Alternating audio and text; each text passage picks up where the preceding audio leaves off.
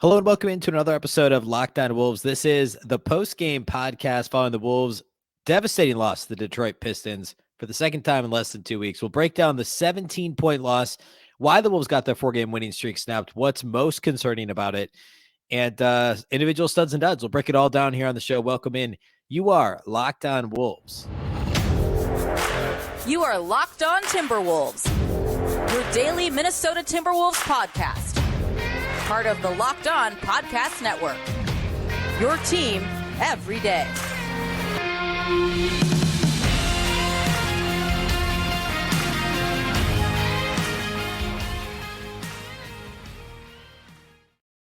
Hello and welcome to the Locked On Wolves podcast, part of the Locked On Podcast Network, your team every day. My name is Ben Beecken. I'm the host of Locked On Wolves. Happy Thursday, everybody. And a big thank you, first of all, for making Locked On Wolves your first listen every day. Locked On Wolves is free and available everywhere, including YouTube, as well as all of your favorite audio platforms. Wherever you choose to listen to podcasts, you can find this show. You can also watch on the Locked On Sports Minnesota app on both Roku and Amazon Fire TV. So if you have a Roku or an Amazon Fire TV, download the Locked On Sports Minnesota app. You can watch this show and all the other Locked On Sports Minnesota shows. You can also follow on Twitter at Locked On T-Wolves and at Beecken. And that's with two B's, two E's, C-K-E-N. All right. This is the postgame podcast, and we are talking to Wolves Pistons. And I don't know. I didn't go back and listen to the show from a couple of weeks ago, or I guess it was a Saturday. So we would have just done the postgame, the postcast with Marnie. I probably could have just replayed part of that. There were a lot of similarities between that loss to the Pistons and this one. They were both equally horrific. They were both against a Pistons team that's a bottom 5 defensive team, depending on where you look, 27th to 29th defensively. They're there's some parts about their offense. I talked about them being a sneaky bad matchup for the Wolves actually before that show and on or before that game. And then also today's or yesterday's podcast, the Wednesday show, I talked about why the Pistons are still a bad matchup. And it's mostly because they get to the free throw line a lot. They play fast enough to make things challenging, and they're a pretty good three-point shooting team. They're also a good offensive rebounding team, although that didn't come into play as much in this game. All of those things came true. It was the same exact formula, except for this time the Pistons were shorthanded. No Isaiah Stewart, no Marvin Bagley, and no Jalen Durant, the exciting rookie. Bagley had a big double-double off the bench last time against the Wolves. And yeah, the Wolves were shorthanded. Obviously, Karl-Anthony Towns, Jordan McLaughlin, plus Taurean Prince rolling his ankle early in the game, missing a chunk of time in the middle of the game, and certainly not looking 100%. Anthony Edwards with the hip injury, leaving, being ruled out, and then coming back in the game in the second half. And Kyle Anderson missing the entire game due to an illness. And I think, and Marty and I talked about this on the postcast, missing Kyle Anderson was huge in this game because of the composure and the level-headedness that he brings. He's also the Wolves' kind of glue guy, Swiss Army knife, if you will, on both ends of the floor, right? He's the guy who can kind of distribute. If teams play a zone, he can get in the middle of the zone, pick it apart. On offense, he does a little bit of everything. Defensively, he can guard basically 1 through 4, and is switchable, talks, rebounds a little bit, like does all those things that hardly anyone else on the roster seems to be doing consistently. And so missing Kyle Anderson was massive in this game. But that's actually basically my key takeaway was how bad this loss is, and how big of a difference I think Kyle Anderson would have made. Again, this is a Pistons team missing 3 of their best bigs, starting Nerlens Noel, who had only played in a handful of games this season to this point. And if you didn't watch the game and you glance at the box score, you see that Noel had 2 points, 5 rebounds. You'd say, oh, well, okay. He didn't do a whole lot. Well, no, he also had 3 steals, 4 blocks. So I guess if that's your takeaway, look at the box score a little bit harder because he had 7 stocks, if you will, steals and blocks combined in just 21 minutes. A lot of that was the third quarter. He just kind of wreaked havoc on the Timberwolves offense. It's like the Wolves got into the paint and then saw Noel and just panicked. And he racked up. I should have looked up how many of those 7 steals plus blocks were actually in the third quarter alone. It felt like basically all of them. So to let essentially a 4th string center, and I've always liked Nerlens Noel, so he's still a good player, but he's also not a regular rotation player for a bad team. He basically controlled the third quarter, and like that can't happen. And we'll talk more about that later in the show. I want to talk about how like the guys you wouldn't expect to do it did it against the Wolves, which is just not great. But Nerlens Noel controlled that third quarter. It's just like that sort of thing can't happen. The third quarter woes falls into the same category. Like, we're at it again. One of the league's worst third quarter teams in terms of net rating. They got outscored by 13 by one of the worst 2 or 3 teams in the entire league. If you throw out the third quarter, the Wolves still lose this game, but they only lose by 4, which, by the way, explains just how bad they played overall. The Wolves won the first quarter by 3. They lost the fourth quarter by 4. They lost the second quarter by 4.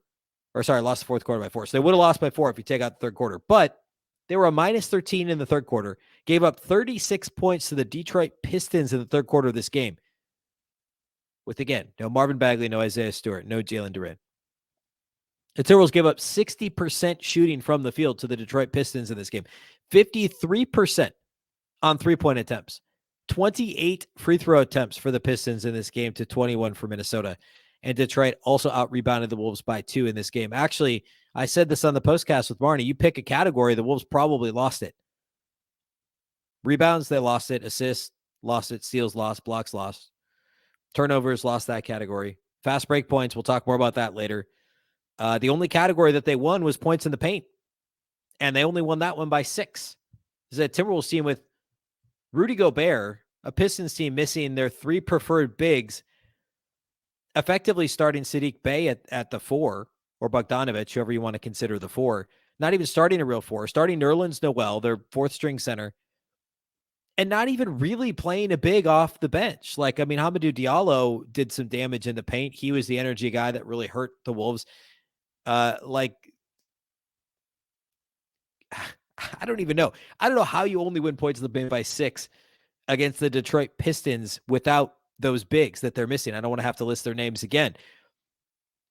But I don't think it's a point that can be belabored. Like, yes, effort is a massive issue.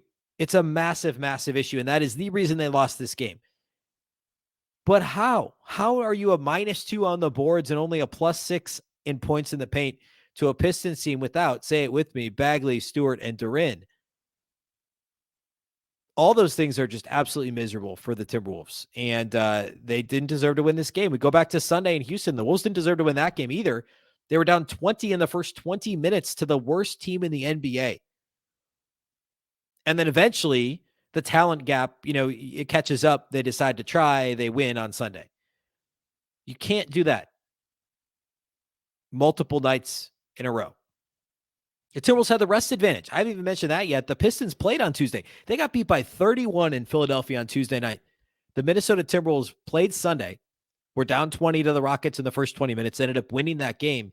Stayed in Houston Sunday night, Monday night. They practiced Tuesday and flew to Detroit Tuesday afternoon. So they basically were in Houston for 48 hours. They got a chance to rest for 2 days. They presumably got into Detroit at a reasonable hour on Tuesday. Like, the whole thing, like, they had a massive rest advantage. Detroit traveled too. They were in Philly. That's a far flight, but they still had to travel on Tuesday night after playing. The Timberwolves were there waiting for them. And I know sometimes there can be rust, et cetera. Well, no, this is the middle of the season, 2 days off, not 4 days off, not even 3 days off. And when it's effort, like, rust is like, yeah, we had a couple days off, so our shooting was off. Fine, whatever. The Timberwolves shot the ball fine. This was effort. This was defensive effort. I want to talk about defense. That's the biggest part of the next segment is point of attack defense. I want to, I don't know. I could list every player that played and it was bad. But that's effort, defensive effort on the glass, in the paint, all of these things that a young, a team that was supposed to be tired traveling on the second night of a back-to-back, shorthanded Pistons team beat the Wolves with effort and energy and want to on Wednesday night. The Timberwolves 4-game winning streak is history. They could have had a 5-game winning streak going into a matchup against a struggling Phoenix Suns team on Friday. They could have smelled blood in the water, but no. Instead, they're going to go back in 2 games under 500 instead of being at the 500 mark. They're 2 games under 500 now as they take on Phoenix on Friday. All right. I want to talk point of attack defense. I want to talk, What happened? How did the Pistons get 135 points against the Timberwolves? We'll get to individual studs and duds too. We'll do that here in just a little bit. Today's episode of Locked On Wolves is brought to us by our friends over at Built Bar. If you're looking for a delicious treat but don't want all the fat and calories, then you have to try a Built Bar. We just got through the holidays. I know my goal is to eat a little healthier this year. If you're like me where you want to eat healthier but you don't want to compromise taste, then man, I've got just the thing for you. You got to try Built. With Built, healthy is actually tasty. Seriously, they're so delicious you won't think that they're good for you, but they are. They're perfect for your New Year's resolution. What makes Built Bars so good? Well, for starters, they're all covered in 100% real chocolate. That's right, real chocolate, and they come in unbelievably delicious flavors like churro, peanut butter, brownie, and coconut almond. I don't know how Built does it, but these bars taste like a candy bar while maintaining amazing macros. And what's even better is that they are healthy. Only 130 calories and 4 grams of sugar with a whopping 17 grams of protein. And now you don't need to wait around to get a box either. For years on this show, on Locked On Wolves, we've been talking about ordering your Built Bars at Built.com. You can still do that, but now you can get them at your local Walmart or Sam's Club. That's right. Head to your nearest Walmart today, walk to the pharmacy section, and grab yourself a box of Built Bars. You can pick up a 4-bar box of cookies and cream, double chocolate, or coconut puffs. If you're close to a Sam's Club, run in and grab a 13-bar box. 13 bars with their hit flavors, brownie batter, and churro. You can thank me later for the tip. You can also still go to Built.com, but go check them out at Sam's or at Walmart, and make sure to thank me later.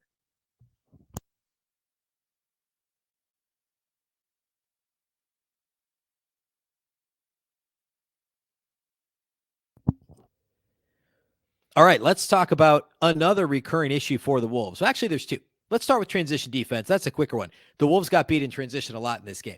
Detroit plays, kind of middle of the pack in terms of pace. Not as fast as the Wolves, but it stands to reason they'd play faster without most of their rotation bigs.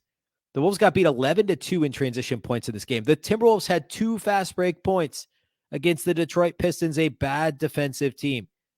Yeah, the Wolves scored 118. They shot 49% from the field, 48.5 from 3, got to the line a decent amount. That's all great. And honestly, the transition, it doesn't matter when you give up 135, but the transition defense was also bad, especially early in the game. So like it's other than effort, which is, I don't know, that's a significant thing, but we'll set it aside.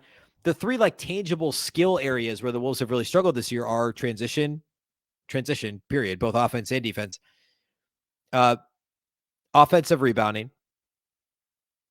And I don't know, I guess usually actually it's turnovers, but point of attack defense occasionally has cropped up as a major issue. That's kind of the fourth thing. That was the number one issue tonight. Offensive rebounding, there were some bad ones kind of late in the game that the Wolves gave up as they were kind of falling. You could see everybody's shoulders slumpy. They gave up some bad offensive rebounds to the Pistons, but that wasn't really responsible for the 135 or for the Pistons building a double-digit lead in the first place. That was all the defense. The Timberwolves' point of attack defense was horrible in this game, much worse than it was in the Houston game. D'Lo shot 4 of 4 from 3 to start. Like he made his first 4 threes and kind of got everyone off the scent, I think. But he was horrific defensively in this game. Really bad. Like go watch every Pistons defensive possession. I challenge you to find a good D'Lo possession. You might be able to find one. I challenge you to find 2. He wasn't the only one. Jaden McDaniels started the game actually okay on Bojan Bogdanovic. I thought he competed. I thought Austin Rivers was pretty good early in the game defensively, and that changed in a hurry. The containment defensively was just not there. And Ant, we know he's hobbled. We know he's trying to play through the hip. His wasn't good either. But to me, D'Lo and McDaniels were the two that were the most disappointing because D'Lo just didn't try, and McDaniels, we know what he's capable of. And neither of those guys played well defensively. Just like straight line drive after straight line drive. Like we've talked about this before where the Wolves, the half-court defense actually this year hasn't been overall that bad, right? It's been the transition defense. And that's why, I say the 3 major things, like point of attack defense isn't actually one of the 3 biggest issues so far this year. It's been the transition defense. We've had some games where I come on after the show or the post-game pod, and I've talked about how like, you swing the ball from side to side against the Wolves and you're going to get a bucket because the Wolves don't stick to it defensively, right? If you rotate the ball enough against them, the rotations aren't crisp enough. They, gamble for a steal or they're just a half step late. If you just swing the ball a couple times, and that was kind of the book on the Wolves, is just move the ball. You'll eventually get a shot or a straight line drive. The Pistons didn't need to do that. They just score. Catch the ball on the perimeter, just go. Pick and roll, just run a pick and roll like you're running against a shell defense. It doesn't matter because D'Lo's going to trail the play, or, Ant won't contain, or he'll gamble, or Jaden McDaniels, you could just go through him. Like, all those things happened in this game.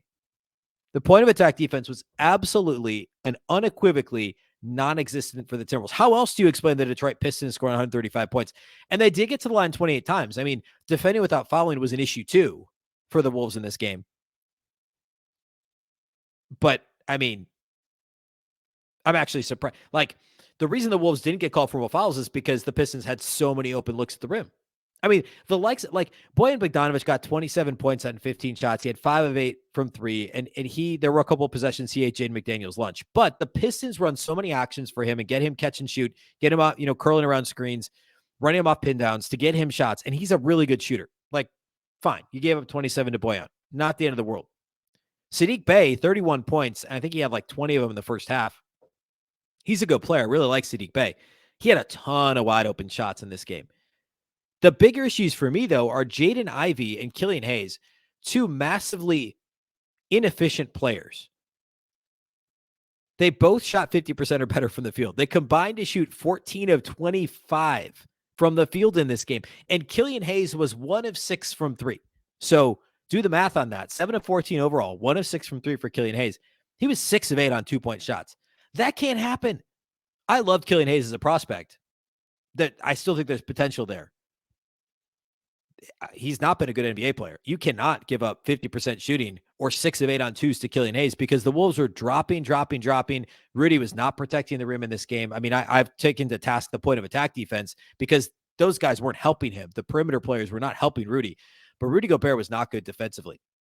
He had 0 blocks in this game. He affected some shots early when the Wolves had that slim lead early. The Wolves actually shot out to a 10-0 lead. They held a decent lead for most of the first quarter, led by 3 at the end of the first. And then as things got closer and closer to halftime, eventually the Pistons surged ahead by a point. Rudy had some good defensive possessions early, but that's the nicest thing I can say about his defense in this game. The point of attack defense was bad, put him in a bad way. And then you get Killian Hayes and Jaden Ivey coming downhill. And yeah, they both have potential. Yes, they're nice prospects. They're nice young players, but those guys cannot combine to shoot 14 to 25 against a defense that coming in was actually up to like 12th or 14th in defensive rating. It's supposed to be a good defense anchored by Rudy Gobert, one of the best defenders of this era. And you allow 14 to 25 to Ivey and Hayes in the backcourt. Hamidou Diallo shot 7 of 8. Like, you can't give up 18 points and 8 shots to Hamidou Diallo. You can't give up 18 points apiece to Ivey, Hayes, and Diallo. Like, it can't happen. Alec Burks was a perfect 3 of 3 on 3-pointers. I mentioned this earlier. I'm going to mention it again. The Detroit Pistons shot 53.1% on 3-point attempts in this game. Yes, Bogdanovic is a good shooter. He hit some contested threes. They ran some great plays for him. Take out his shots, fine. They're still 50% from 3. I mean, like, Bey was 4 of 6, and he hit some wide open threes. My 8-year-old was watching the game, and he commented, "Why is nobody guarding him?" A couple of times when Saddiq Bey was wide open shooting a 3. What happened? Why is no one over there? Like that's the analysis, right? Like, I could have just left it at that. We should have all, kept this podcast to a couple sentences and just said that. We could all gone home. Like, that's what happened here. Was just not guarding, penetration, driving kick. Later, as the game wore on, it was just in the paint, bucket after bucket after bucket. Killian Hayes, Jaden Ivey getting downhill, Alec Burks, Saddiq Bey spotting up, Bogdanovic running off screens, 60% from the field for the Pistons, 53% for 3, 28 free throw attempts, 135 points for the Detroit Pistons against your Minnesota Timberwolves in this game. And now the Wolves go back home to see Phoenix on Friday. As I'm recording this, Phoenix is down 16 at halftime to Denver, and Phoenix is a mess right now too. Still no Chris Paul. He's missed the last couple, so it seems unlikely he plays Friday. I think he got hurt 2 games ago, so we'll see. But suddenly the Wolves the Suns may be a game under 500. The Wolves will be 2 under 500 on Friday. That's an important game. I mean, it always was an important game, but now it's like it feels that much more important when you have Utah and Cleveland on the horizon too. Anyway, I still want to do individual studs and duds. We'll close the show with that here in just a moment. Today's episode of Locked On Wolves is brought to us by our friends over at LinkedIn. As a small business owner or hiring manager, you know that success in 2023 all depends on the team members you surround yourself with. That's why you have to check out LinkedIn Jobs. With LinkedIn Jobs, you can hire qualified candidates more efficiently by matching open roles with people who have the skills, values, and experience to help you achieve your goals. LinkedIn Jobs helps you quickly attract qualified candidates to your open jobs with targeting tools. They go beyond resume data by using insights from your job post, company, and their 875 million member profiles to put your posts in front of the most qualified candidates. Identify the most qualified candidates on LinkedIn Jobs and connect with them fast and for free. LinkedIn Jobs makes it easy to screen and rate applicants based on your job qualifications, all on one platform. It's time to achieve your goals in 2023. The right team member just might help you do that, and LinkedIn Jobs is the perfect place to go. It's why small businesses rate LinkedIn Jobs #1 in delivering quality hires versus leading competitors. LinkedIn Jobs helps you find the qualified candidates you want to talk to faster. Post your job for free at linkedin.com/LockedOnNBA. That's linkedin.com/LockedOnNBA to post your job for free. Terms and conditions apply.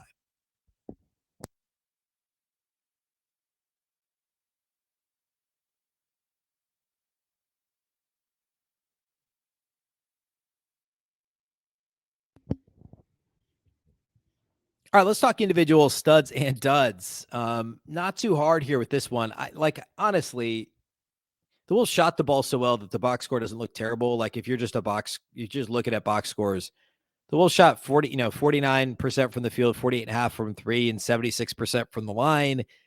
Yeah, assist numbers were bad, but like assist to turnover was awful. 22 assists, 18 turnovers. But you could look at the box score and convince yourself that like Rudy had a good game or that D'Lo had like nobody really had a good game. I mean, if we're being completely honest. But because this is the game that we play on this podcast, I'm going to try name 3 studs, but I will give you reasons why they're also not studs. I don't know. I don't really know what to do with this. Man, I tell you what, D'Lo's line looks good, right? Like 19 points, 7 of 14 shooting, 5 of 8 from 3, 5 assists, a couple of rebounds.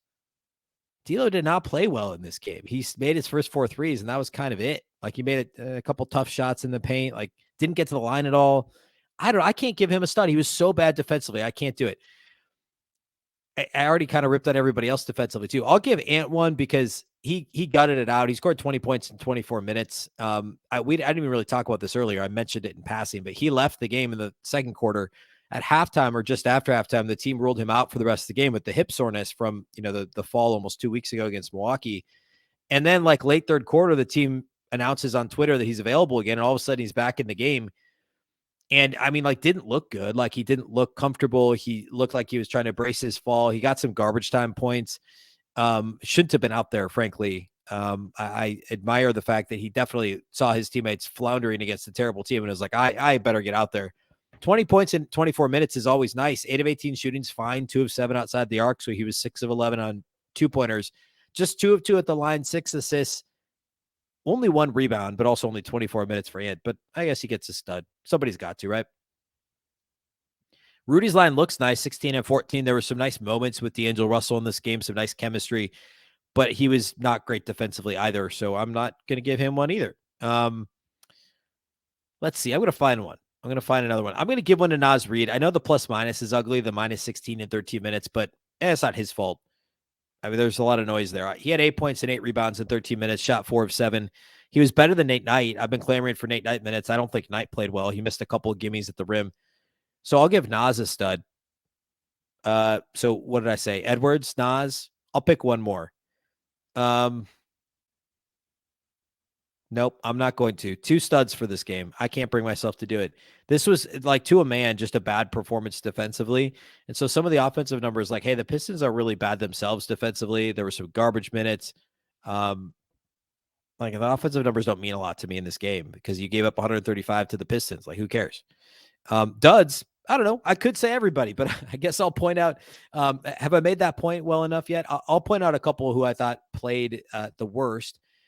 We'll go D'Angelo Russell because of the defense. It was really bad. Jaden McDaniels, bad defense, a couple real bad turnovers, led the team with 3 turnovers in 29 minutes in this game. Actually, every starter had 2 or more turnovers. Well, they all had 2 except for McDaniels, who had 3. So I'll go McDaniels, I'll go Russell, and I'll go Jalen Newell. Bad minutes off the bench, bad shot selection, missed all 3 of his 3-pointers again, 8 points on 8 shots for Noel, plus 2 turnovers to just 1 assist in 17 minutes. So this was a game where Kyle Anderson would have been a nice shot in the arm. Obviously, another game with Jordan McLaughlin would have been great to have. And Karl-Anthony Towns. That would be nice too if Towns was available. So anyway, disappointing loss. And on Friday's show, we'll preview Wolves Suns. We'll talk a little bit about the Suns' struggles of late. They've really, really been on tough times. Chris Paul's out now for a second time for what appears to be an extended period of time. So we'll talk about that. But the Wolves have lost the Suns twice already this season. The first time we've seen them since early November, though. So first time in a couple of months. And a lot's changed for Phoenix since then. Besides the cat injury, not really a lot has changed for the Wolves. They're just still not playing well. So at any rate, that game is Friday night. It's a 7 p.m. tip. We will go live after the game, a little earlier actually on Friday, about 30 minutes following the game, kind of right after the Valley Sports North post-game show. We'll go live on the postcast on the Locked On Sports Minnesota YouTube channel. Myself and Marty Gellner from Valley Sports North. You'll be able to find that audio on this feed. In fact, the episode before this that you're listening to, if you're listening and not watching on YouTube, the episode prior to this is the postcast that Marty and I recorded live after the game. So go check that out. And then we'll see you Friday for the postcast. We'll let's see, the Wolves back-to-back is Friday, Saturday, and then they play Monday afternoon. So it's like 3 games in less than 3 full days or less than 4 full days because it's an MLK Day game on Monday. So anyway, we'll do a Monday show earlier in the day, and then we'll do a postcast following the Monday game. Anyway, that's getting into next week. Plenty of shows upcoming, I guess is what I'm saying. The schedule gets real busy for the Wolves. So make sure you're following and subscribe to Locked On Wolves. Wherever you listen to podcasts, a big thank you to those that do make us your first listen every day. You can watch on YouTube. You can listen on your favorite platform. You can watch on the Locked On Sports Minnesota app on both Roku and Amazon Fire TV. You can also follow on Twitter at Locked On T-Wolves and at Beecken, and that's with 2 B's, 2 E's, C-K-E-N. Of course, the Locked On Wolves podcast is part of the Locked On Podcast Network. Remember, the Locked On Network is your local experts on all the biggest stories. Now, make your second listen today, the Game to Game NBA podcast, every moment, every top performance, and every result. Locked On Game to Game covers every game from across the NBA with local analysis that only Locked On can deliver. Follow Game to Game on Locked On NBA, available on the Odyssey app, YouTube, and wherever you get your podcasts. Once again, I'm Ben Beecken. This is the Locked On Wolves podcast, and we'll catch you next time.